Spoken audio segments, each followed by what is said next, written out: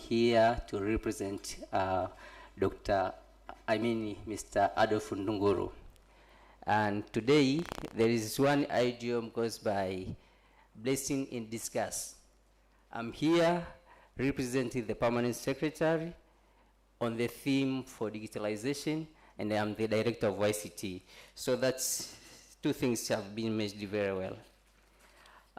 Ladies and gentlemen, it is an immense honor to address you today at this 17th Convocation ceremony in this institution, the Local Government Training Institute. I also extend my heartfelt gratitude to the God, our Almighty God, for making the momentous occasion possible. I'm delighted to celebrate the achievement of our graduating students.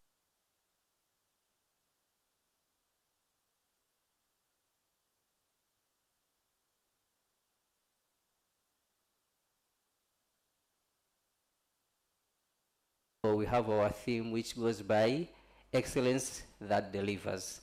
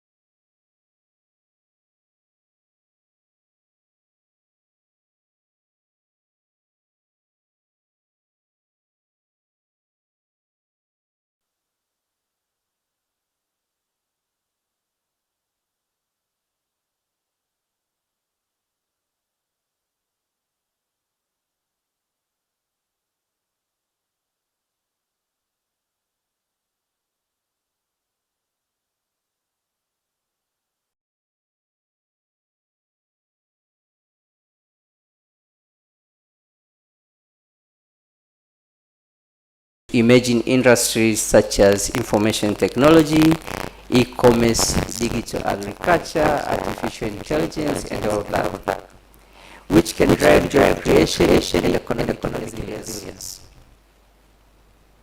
Digital transformation will therefore enhance educational system through online learning, and we all understand we are using MOOC in local government training institutes, and that one has to be integrated to our classrooms, the way we are delivering lectures and seminars.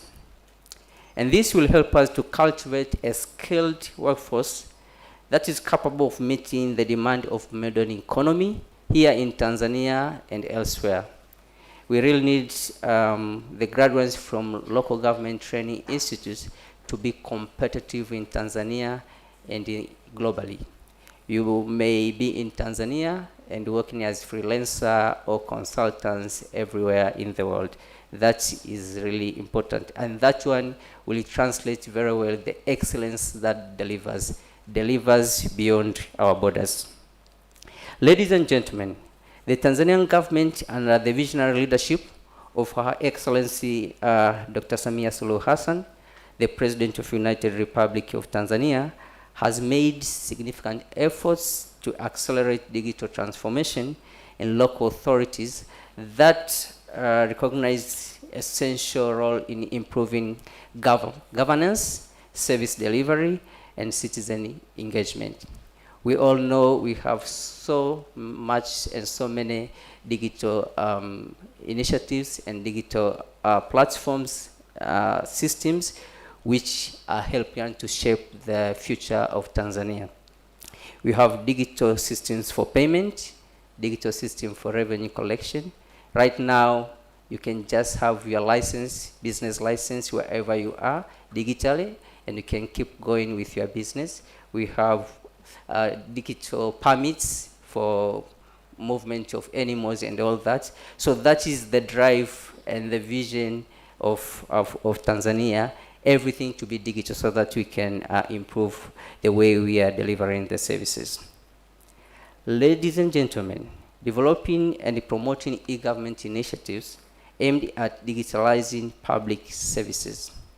And this, as I said earlier, includes online platform for service delivery, which allowing the citizen, including ourselves in this convocation today, to access services, to file complaints, like the e-mrejesho.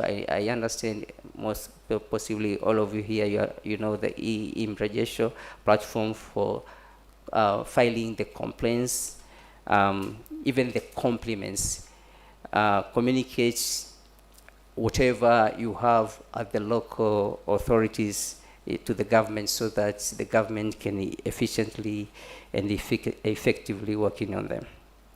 Ladies and gentlemen, the adoption of digital payment, like the government e-payment gateway, the GEPG, for the local government services, such as taxes and fees, is being promoted to streamline the processes and improve efficiency and removing bureaucracy, reducing the cost, even the time for the citizen and Tanzanian receiving the services. That is the key and vital point for us to do the digitalization. And therefore, this has reducing a lot of corruptions, you know, meeting with whoever giving you the services cultivates sort of corruption. So we are cutting that. You need to interact with the machine so that you can get the services. That is what we are doing at the government, and that is what we are doing at the local government via the Prime Minister's Office, Regional Administration, and the local government. It is therefore my submission that embodying digital transformation can drive innovation.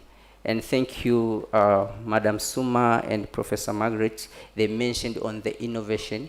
We have to be innovative so that we can improve whatever we are doing. So the digital transformation can drive innovation, inclusiveness, competitiveness, that helping Tanzania achieving its ambitious goals that's outlined in the Development Vision 2050 by promoting a sustainable, equitable, knowledge-driven economy.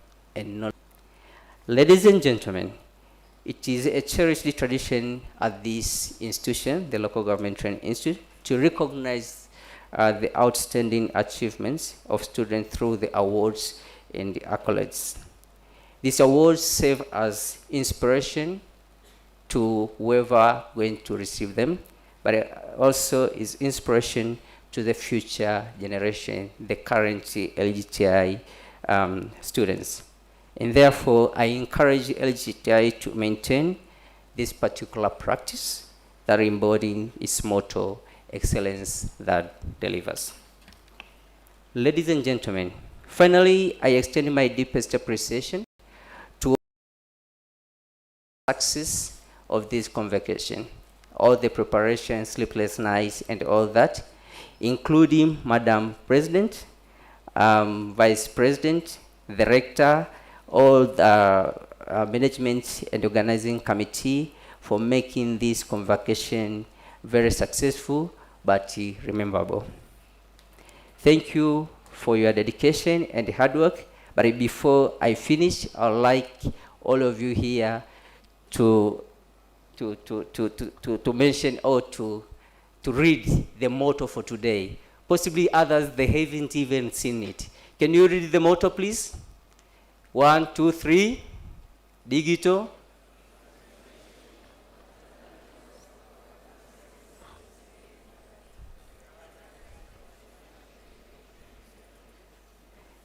Thank you very much. May God bless LGTI. May God bless Tanzania. Asanteni sana kwa kunisikiliza. Amen.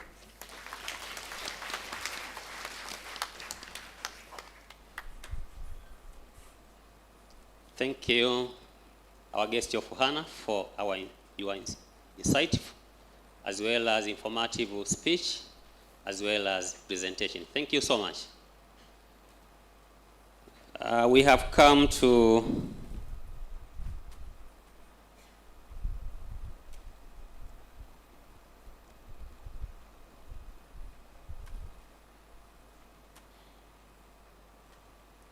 ladies and gentlemen, now we have come to our keynote presentation, but before inviting our key speaker, I humbly invite DRAC, Professor Margaret Bushesha, to come and introduce the keynote speaker, and thereafter DRAC will invite him for keynote presentation as well as speech.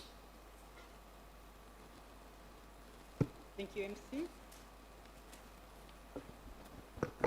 Guests of honor, before I introduce our keynote speaker today, let me acknowledge the presence of Mr. Mudrick, who is representing the DLG.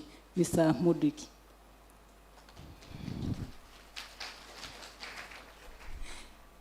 Guests of honor and all members, let me now introduce our keynote speaker today, Professor Theobald Frank Theodore.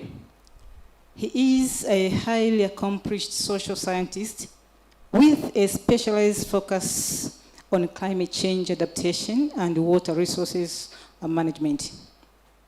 Holding a PhD in geography with a focus on climate change from the prestigious University of Bonn, Germany, Professor Theodore brings a robust academic foundation to his practical work.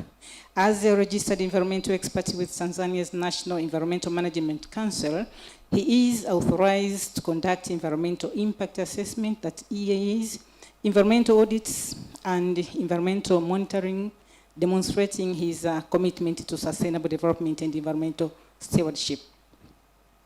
With over 15 years of experience in monitoring and evaluation, Professor Theodore has played a pivotal role in sharing numerous public and private development projects.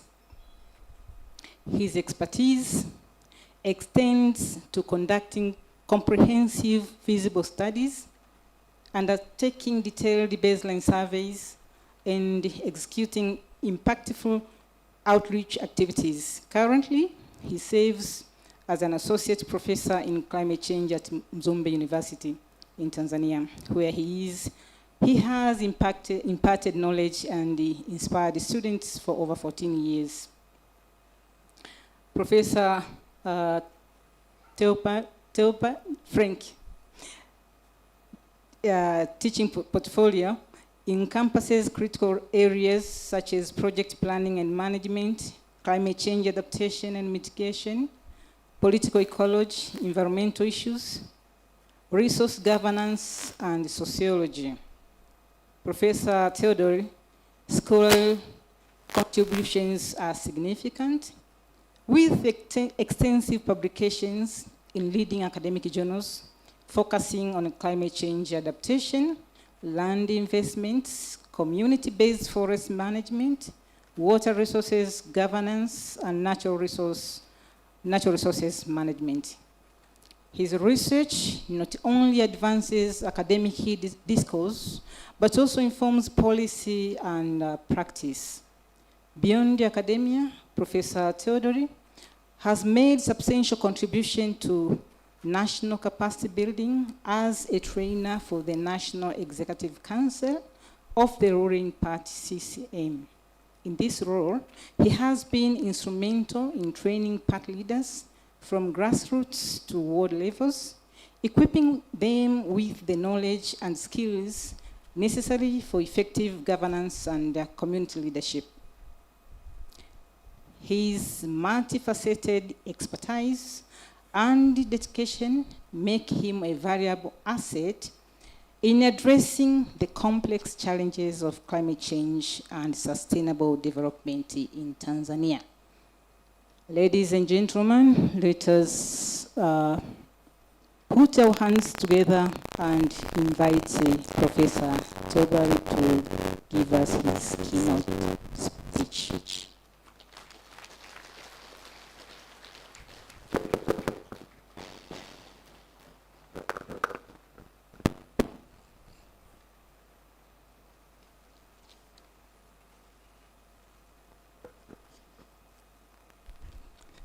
Dear guest of honor, Mr. El Kitar from the Prime Minister's Office, local government. Dear the President of Convocation, Madam Sumo, Rector of the LGTI, Dr. Mashala, dear Deputy Rectors, Deputy Rector Research and Academic, Professor Margaret, Deputy Rector and Administration, Dr. Lazaro, my colleague academicians, LGTA staff, dear students, ladies and gentlemen, good morning. Jamhuri ya Muungano wa Tanzania. Ladies and gentlemen, it is a profound privilege as well as an honor to be standing before this remarkable assembly today. Looking around this venue, I see a gathering of vivid minds, exceptional scholars and dedicated government professions, the very individuals who are shaping the future trajectory of our local government authorities in their own unique and impactful ways. Today, we turn our focus to a subject that is not just timely, but defining digital transformation in service delivery by Tanzanians' local government authority.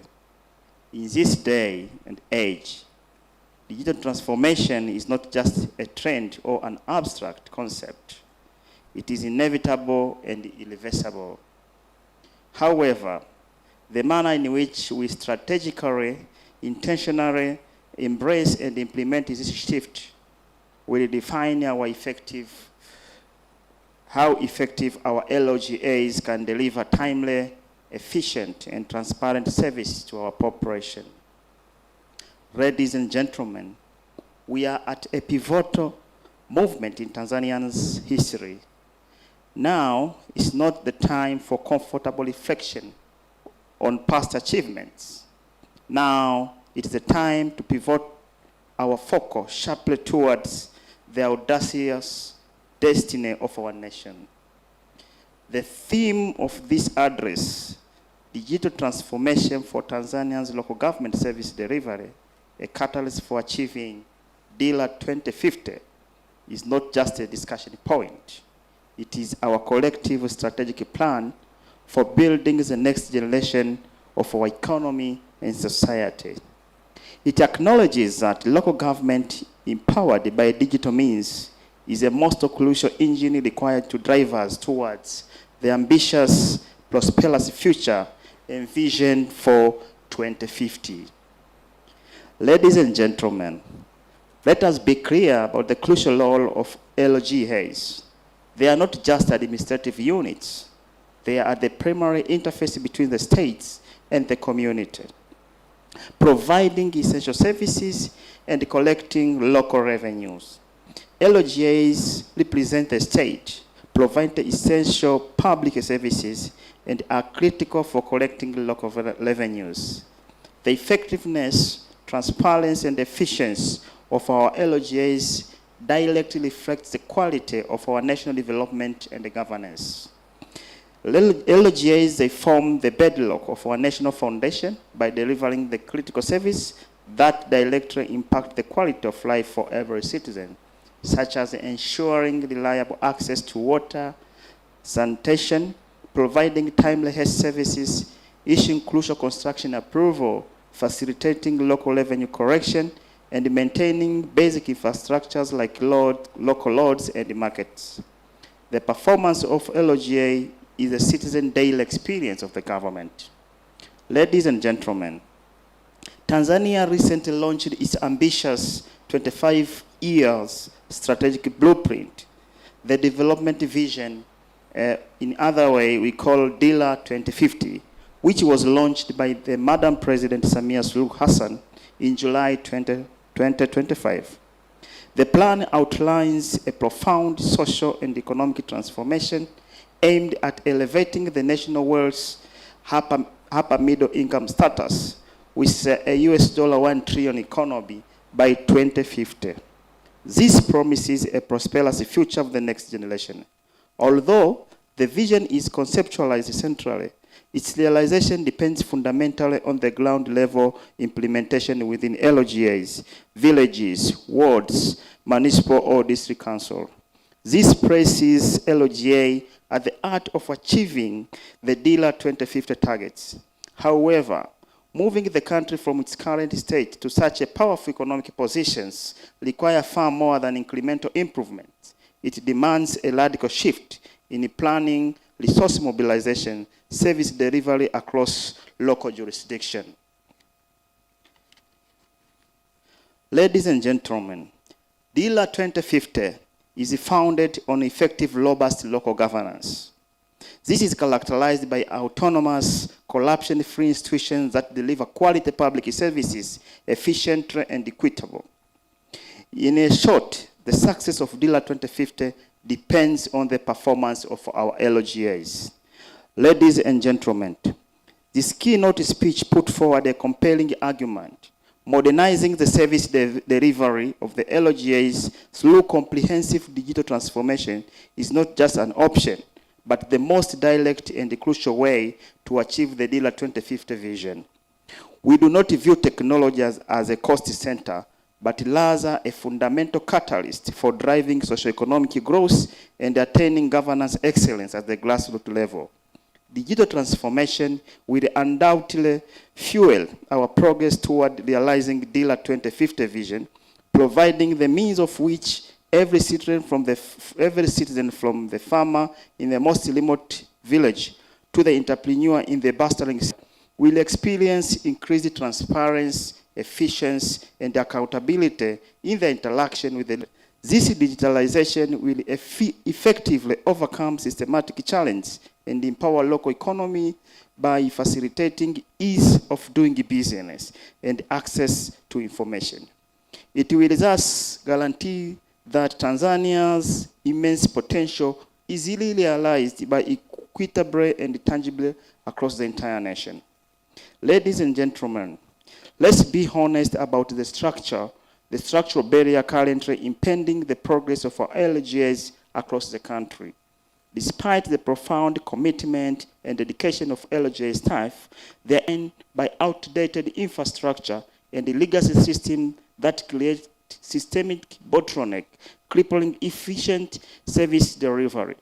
Most LGAs are still mired in outdated process and rely heavily on a fragmented paper-based workflow that demand multiple unnecessary physical touch points and ensure slow, frustrating approval chains.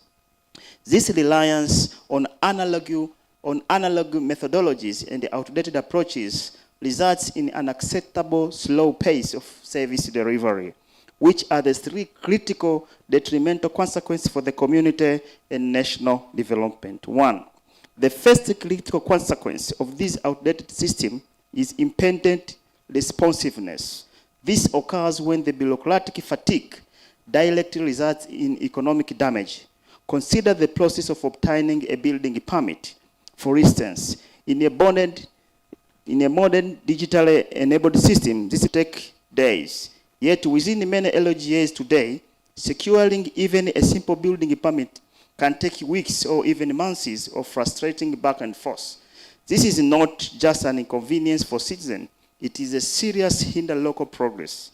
Each week that a permit is delayed means that investment is stalled, job creation is postponed, and local economy loses momentum. This slow pace is detrimental to enterprise and sends negative message to entrepreneurs and citizens alike, suggesting that our governance systems are designed to resist, not to serve. Second, significant financial losses. Manual correction processes, inadequate taxpayer database, and systemic leakage in the revenue chain mean that our LGA simply cannot fund their own mandates. This is about much more than inefficiency. It's about millions of shillings being left on table, potential revenue that could build the health sector, renovate school, or pave road. When LGAs cannot efficiently and transparently collect their due revenue, they are forced into perpetual dependence to the central government. This cripples their autonomy and prevents them from investing in the local development priority rather their communities desperately need. Third, the third critical challenge and perhaps severe consequence is characterized by citizen engagement. Effective governance relies on continuous dialogue, but without modern, efficient, and easily accessible digital channels, engagement becomes sporadic and inconvenient, often non-existent. When citizens lack straightforward ways to report issues, provide feedback, or access basic information instantly, a significant perception gap emerges. Citizens begin to feel unheard and disconnected, which widens the gap between the quality of service that LGAs believe that they are delivering and the low expectation and the high level of frustration experienced by our communities. This erosion of trust poses a fundamental threat to the democratic accountability and seriously undermines the social contract between local government and the people it is sworn to serve. Ladies and gentlemen, taken together, the three critical consequences I have narrated above create a pervasive environment of delay and disappointment. These factors challenge the ease with which entrepreneurs and investors can do business in our communities, and crucially, they undermine public trust in our vital institutions. The current approach is unsustainable. We are stuck in a circle of inefficient management. We must therefore shift our mindset and our method fundamentally. Instead of merely managing a transaction, processing a paper here, stamping a form there, we must enable transformation, where efficiency, transparency, sustainable growth become the new norm. This is the only way to get us off the slow track, firmly onto the DILA 2050 trajectory. Ladies and gentlemen, let us establish a clear and a shared understanding of what digital transformation means in the Tanzanian context. All too often, is a narrowly and mistakenly understood as simply buying new computers, installing the latest software, or moving a few forms online. In fact, it is a far more profound. Digital transformation involves fundamentally redesigning our local government authorities operated by using modern digital technologies such as mobile platform and robust databases to create a new value for our citizens and improve governance. It means using technology reimagine service delivery entirely, shifting from bureaucratic paperwork to seamless, instant and transparent digital interactions rather than automating old, flawed processes. It is a strategic, holistic change that touches everything: our process, our people, our policy, our organization culture. This singular goal is to realize our national potential. Ladies and gentlemen, digital transformation requires a radical shift in mindset that compels us to look beyond our current limitation. It's about asking the fundamental question that unlocks all potential. If we were starting from the scratch today, with citizens' needs as our only priority, how would we deliver such a business license, birth certificates, and landlord's payments instantly, transparently, and without paper? This question forces us to stop patching all the bureaucratic process and to re-engineer the entire system instead. It is this principle that enables us to transition from managing inherent complexity to creating streamlined digital solutions that prioritize the public interest. This transformation has three core pillars. One, the first pillar of this transformation is fundamental process reengineering. This critical step marks a departure from only patching up cracks in our old system. Instead, we must undertake a rigorous zero-based review of each and every service that we offer. This involves eliminating unnecessary copies, signature, and the physical handover that frustrate citizens and waste staff time, as well as consolidating fragmented workflow. Our goal is to shift from sequential multi-stage processes designed for bureaucratic to streamlined parallel processes designed to speed and simplicity. This disciplined approach ensures we are not merely digitizing complexity, but rather building lean, efficient, citizen-centric service delivery mechanism from the ground up. The second pillar is cultural change. Technology is a mere enabler. It cannot rectify a dysfunctional culture. We must actively foster a new mindset among our dedicated LGA staff and citizens we serve. A mindset that embraces speed and accuracy and demands total accountability. This requires training our personnel to move away from manual paper-based routines and empowering them to use new digital tools and be innovative problem solver. For citizens, this means building trust in digital channels and expecting higher service standards. Ultimately, we must cultivate an organizational culture in which efficiency and transparency are the default standard for every transaction and decision made within LOGA system. The third pillar is technological integration. This takes us beyond having a computer on every desk and required us to deploy targeted digital platform that links data streams across all LGA departments. Currently, information is in siloed, isolated system. Finance does not easily communicate with planning, and either department communicates seamlessly with land management. This lack of integration leads to wasted time, duplicated effort, inaccurate decision. Through integration, however, we build a unified digital ecosystem where data flow freely and secure. And this has been reiterated, emphasized by our Madam President, that mifumo kusomana. That's what it means about the integration. However, we will build a unified digital ecosystem where data flow freely and securely. For example, a citizen application for a business license would be validated against revenue and zoning records instantly a single authoritative source of truth. These approaches ensure LGA's decisions are data-driven. LGA processes are transparent and can unlock the true power of information management to deliver superior services. Ladies and gentlemen, embracing these three elements, process reengineering, cultural change, and technological integration in a fundamental shift in LGA's operational philosophy. The aim is to transition from reactive and transactional LOJ that merely respond to complaints and processes paperwork after the event to a proactive, predictive, relentless, citizen-centric LOJ. Being proactive means anticipating the needs of our community, and being predictive means using real-time data to solve problems before they escalate. This shift embodies the true potential of digital transformation, creating a modern, agile government that continually looks ahead, optimizes service, prioritizes the seamless experience and the well-being of the citizens.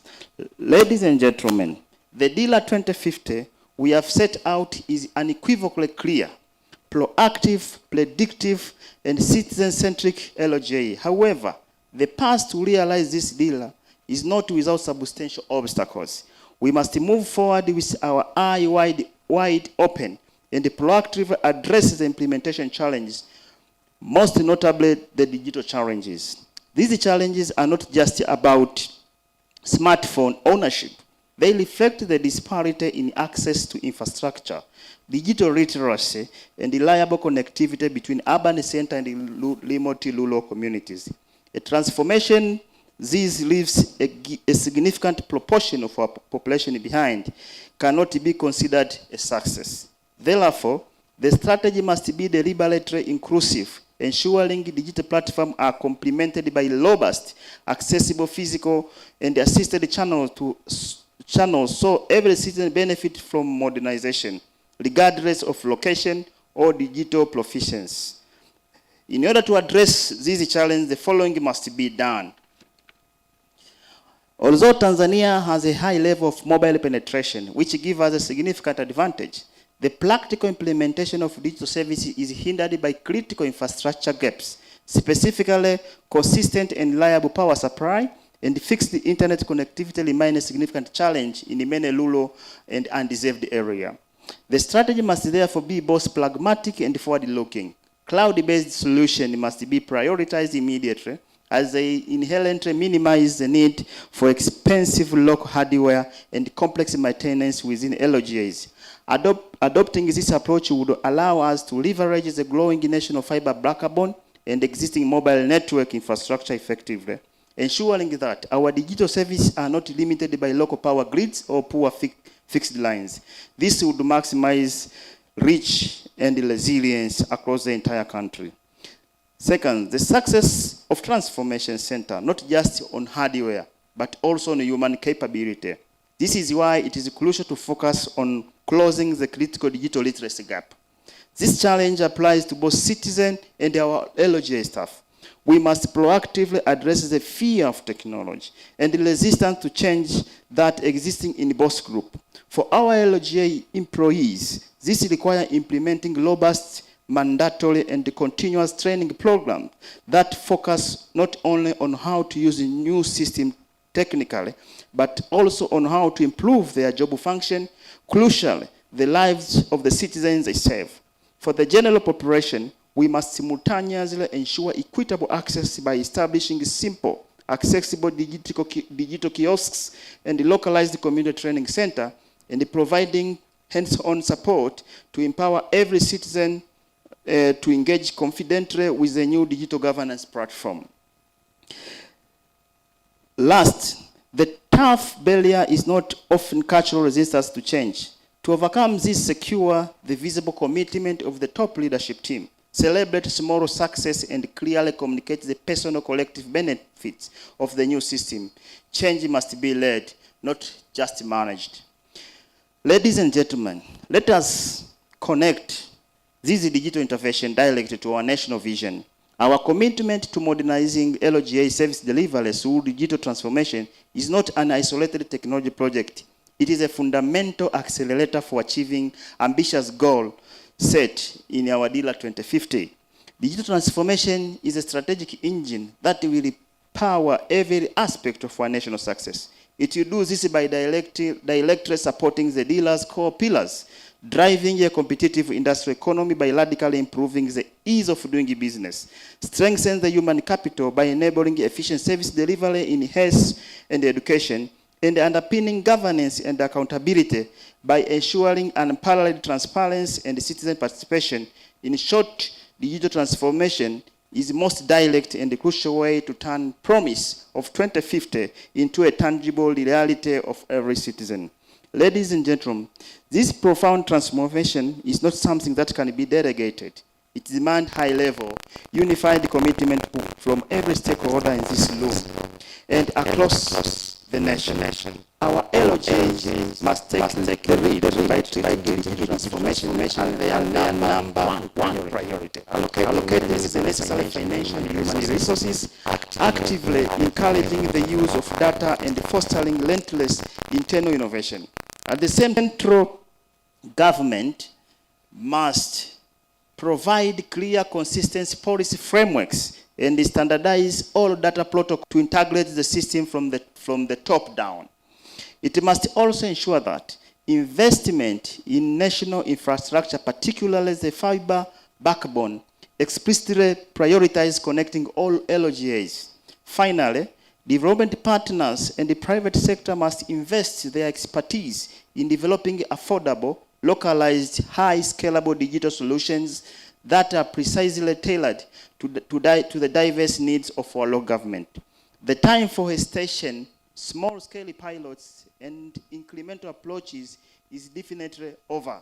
To realize immense promise of DILA 2050 and meet the competitive demand of our national vision, decisive investment in the digital infrastructure across LOGA is required. Let me conclude by reiterating the core message of this address. Our LOGAs are indispensable to our national vision.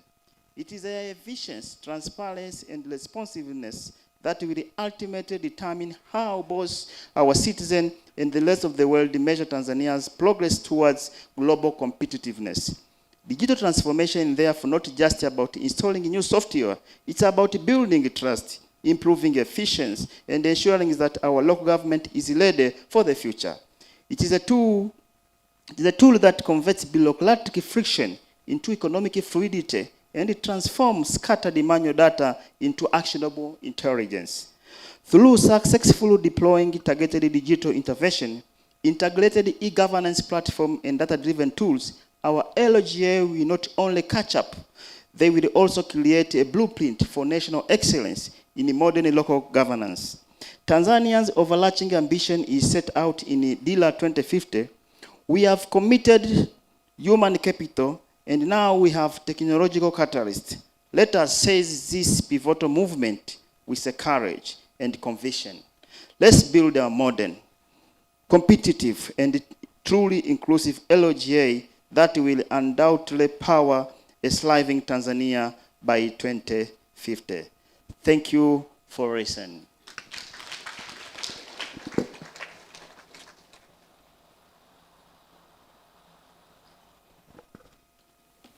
Thank you so much, Professor Frank, for your insightful and great presentation that you have been offered in this convocation. Ladies and gentlemen, we now move, and for this time we will welcome our discussants. We have two discussants. First, Dr. Rogers Rugeyam, as well as Dr. Elsei Lubuva. At first, Dr.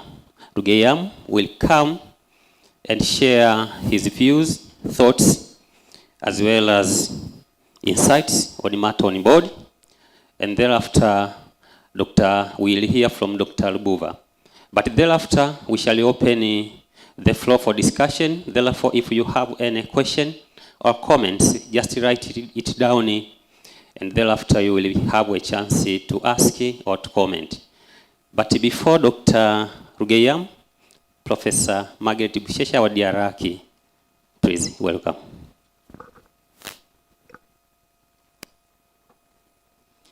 Guests of honor and members, allow me now to introduce our first discussant, Dr. Rogers Rugeyam. Dr. Rogers Rugeyam is recognized as a leading, accomplished scholar and highly skilled practitioner in the field of public administration and management. His professional engagement, spanning more than 7 cumulative years, has been focused on delivering expert research, consultant services, and tailored training programs. Dr. Rogers' comprehensive domain proficiency covers the full spectrum of both governmental and non-governmental operations and management, including governance and ethics, focusing public accountability, public ethics, governance structures, and the dynamics of politics and development. Strategy and planning, focusing strategic management, public and private planning, and public policy. Development frameworks, focusing local economic development and the implementation of sustainable development goals, and also institutional operations, focusing public management systems, local government administration, and human resource management. Leveraging this substantial background, he has partnered on numerous assignments, frequently collaborating with the President's Office, regional administration, and local government, alongside a wide range of other governmental agencies and private sector organizations. He has published widely in public administration, local governance, and human resource management. Presently, Dr. Rogers serves as the head of the Department of Research and Publications at the Local Government Training Institute. Ladies and gentlemen, let us welcome Dr. Rogers Rugiyam.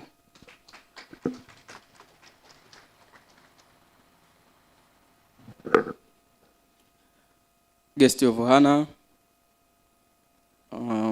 Madam President of the Convocation, Rector, Deputy Rector, Academic Research and Consultants, and Finance and Administration, the keynote speaker, ladies and gentlemen, good morning. First of all, I would like to congratulate the keynote speaker, Professor Theobald Frank, for his thoughtful and very marvelous contribution and explanations regarding our theme of today. I would like to extend my sincere thanks to you, Professor, for presenting exactly what me and probably the mass wanted to hear from you. Having presented, I have been asking myself, then what else should I present? But because you have opened up the room for discussion, thank you, and I would like to contribute to and extending from where you ended. And it should be established that it is not a critique. It's not critiquing, but extending to where you ended. Thank you.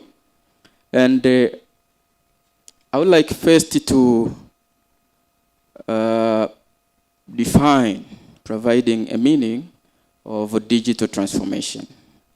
There are so many ways to look at digital transformation, but I've decided today to share with you that when we talk of digital transformation, we mean the use of modern ICT to radically re-engineer and improve the performance of organizations. Now, in our focus today, local government authorities. And while I have posed this definition, I would like to attract your mind to think, for instance, of e-government and the e-commerce and the other E's probably existing there are out in the world. That's what we are talking about, digital transformation. And it is regarded, of course, one of the pillar and the driver to DILA 2050. And the vision actually regarding to digital transformation, it focuses on attaining three important aspects. And the one is enhancing economic growth. The second is improved service delivery. Okay, whereby when we are talking of improved service delivery, we mean improved customer experience. But again, the internal capabilities of local government authorities to deliver services. And lastly, the process management. And the last expectation is fostering innovation. So my discussion will only focus on improve the service delivery. How can local government authorities improve service delivery through digitalization? Now, while discussing this theme, I would admit that I would like to go with the logical flow of Professor Thobard, the way he arranged his paper, but extending now to each part that he presented. The first is looking at the status of local government authorities currently regarding digitalization. And I have collected some facts which I would like to share with you today